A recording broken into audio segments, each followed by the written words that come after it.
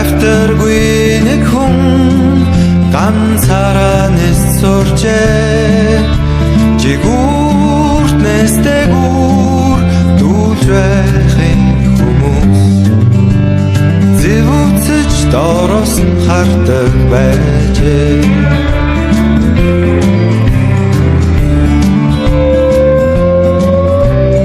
Зөвхөн шувуудаг нисэх тавилантай зүгээр л газраар чи явах учиртай ячуу болох гэлээ гэд бурхан хэлэгнэ чамайг бидний гараар гисгэж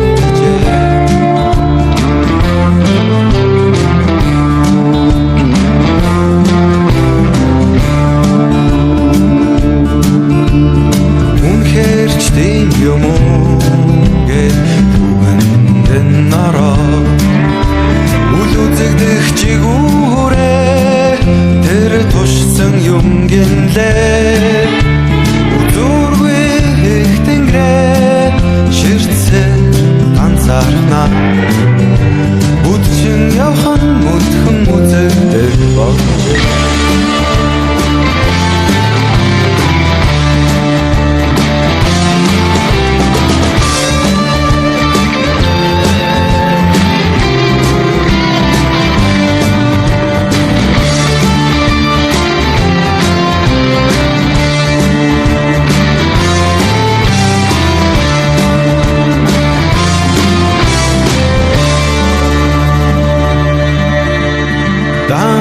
шуудалгүй тисмэргүй бачимдаад доор үлдэх хүмүүст тэр нэгийг орилсоор дээр нисэх шувуудыг зорж дэвсэн боловч тас хармуулаад газарт хүсвэнжээ.